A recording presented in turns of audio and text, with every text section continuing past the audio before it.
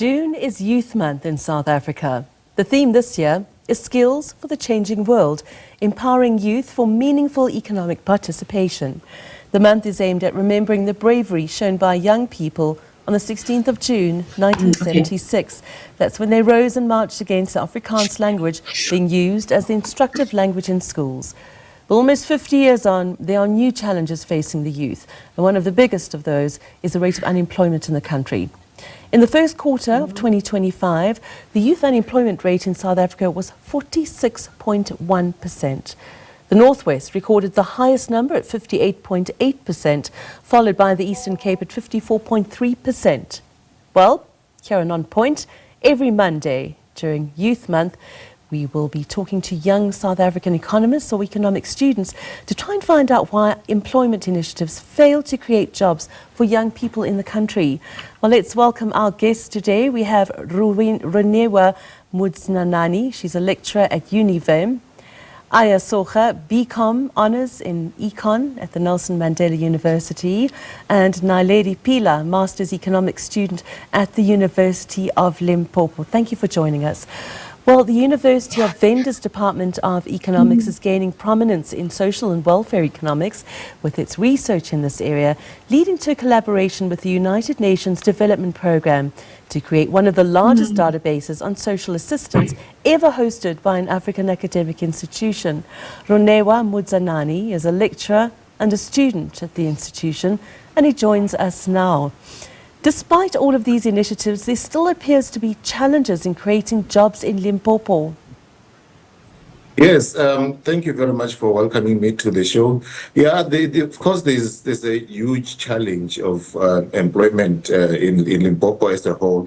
And of course, in South Africa as a whole, it also has got its own challenge. So it stems out from the lack of experience, which mostly you discover that youth are coming out of the universities, they don't have experience. However, employers would want them to have a minimum of 3 years experience. So that already it creates a challenge for them to get employed. Also, remember in Limpopo, we are normally rural dwellers, wherein now a vast of our production would come from the production of agriculture, farming, and all that. So that on its own, it creates a bit of a challenge wherein now institutions sometimes may fail to produce students who are having skills, or we find ourselves with a mismatch between what maybe our potential source of employment could offer and what the students or young people have. And one cannot also ignore the issue of the fourth industrial revolution, wherein now the introduction of machinery has also created a vast or a lot of unemployment, in a sense that companies and businesses are failing to absorb more people as a result of a higher usage of technology. Then going back, maybe we can also look at maybe what are other causes that may have resulted into higher unemployment. Remember in 2020, when we had our lockdown that took over for quite a long time. So it also created a challenge to some businesses that failed to really survive. And then, of course, that a closure of such businesses then would result into a very low unemployment, a very high unemployment rate. Then, lastly, one can also look at considering that we are mostly in the fourth industrial revolution, where technology has been the center of production, center of anything. Then we can talk to the lack of network coverage into the rural areas. Remember also, I also opened by saying that Limpopo has a lot of rural areas. So lack of technology, access to the internet, access to the technology also plays a significant role, because right now there are some companies, or there are also international companies that may need employers, or that may want to employ people who work from remote areas. So if one is based in Limpopo where there's a lack of network, then it becomes a bit of a challenge. So in a nutshell, those are some of the reasons why we have a higher unemployment rate in Limpopo. We're going to move to the Eastern Cape now. The Nelson Mandela University offers various initiatives to support youth employment, including Say Youth Mobi Network and the SEED program. There's also a career services department. Yet, 54.3% of youth in this province are unemployed. Well, Aya Soga is unemployed, and she is a Nelson Mandela University BCom honours student. Well, you've tried to secure employment. Tell me about the biggest challenge you're facing in your job hunt. Thank you so much.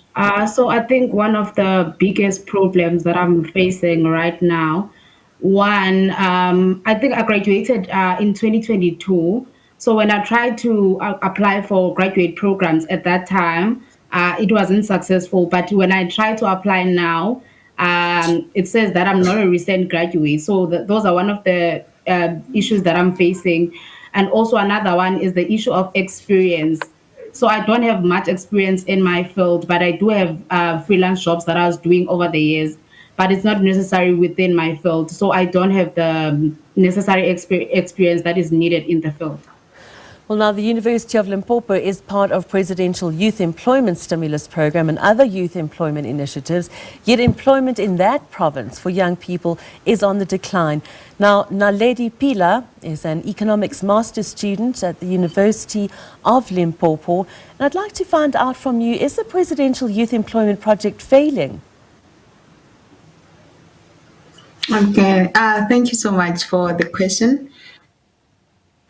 I won't say it was necessarily failing, but it was launched it was launched in 2020 as a critical response to the youth unemployment rate.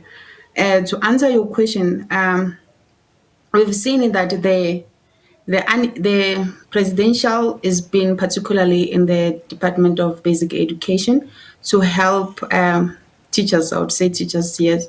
So in that response is a short-term Keynesian intervention as an example of government-driven demand stimulation, alleviating immediate unemployment pressure, and it aligned with the idea of counter fiscal policy.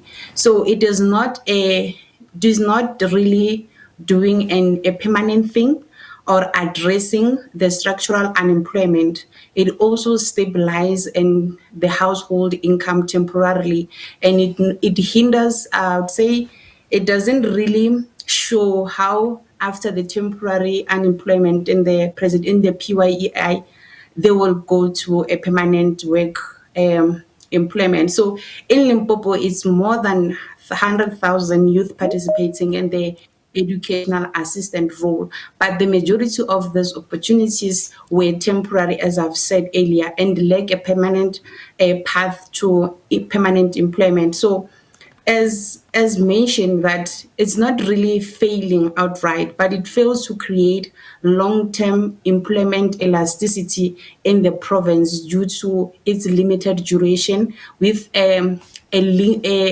weak interrelationship with the private sector and concentration in non-growth. Because after that duration, the government or the PYEW does not really tell you what to do afterwards. It's just for that period, then afterwards they're employing others, meaning that the unemployment will just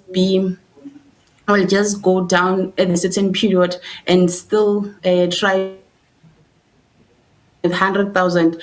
In the next term, they're also doing it with 100,000 youth, meaning it will be stabilized but with no growth.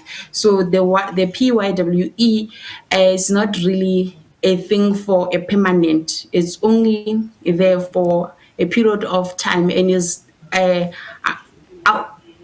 my point or in my view, I don't think it is very, very helpful, because it's just for temporarily. And as for youth of Limpopo, we need something that is permanent, that is of a long-term stability. Because if you are working for 5 to 9 months, then afterwards there is no a direction where will you be afterwards. It's something that is still puts you back to square one, meaning that the youth will will work with an idea of saying that I just work for temporary for 5 months to 9 months contract.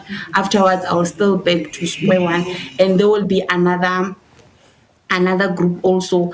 They will also back to square one. So if the Sorry, I'm PYI going to have to butt in there. I need to just move it forward a bit. I want to ask you, Ronewa, are young people missing any opportunities that exist in the province? Yeah, thank you. I think there is a lot of maybe want to take positive out of all these challenges that we have. Of course, I've highlighted the importance or how Limpopo has so much of fertile land which they can maybe harness something out of it. So also part of it, we can also look into the entrepreneurship where we can speak of how then the government has done its collaboration with some of the government agencies like SIDA, NYDA. So they have such opportunities that can assist learners or assist youth to create their jobs and all that. So, and perhaps also one can also look at the exhibition of the skills or the exhibition of the arts which youth could have in the tourism destination or attractions. We have quite a lot of those which one can also try to make a living out of it. And then waste management is part of those small things that one can join into as an avenue to try to eliminate the challenge of unemployment. But particularly the most important one, which I think it can be also maintained once for a longest time, is farming. Because remember, we also have got a vast of land which you can get an opportunity from the leaders or traditional leaders to occupy and use as a form of community yourself your work. Thank you. Ronewa, unfortunately, we have run out of time, but thank you so much to our guests today, Ronewa Mudzanani, lecturer at UNIVEN, Soga, who is a BCom Honours in Econ student at the Nelson Mandela University, and Naledi Pila, Master's Economics student at the University of Limpopo.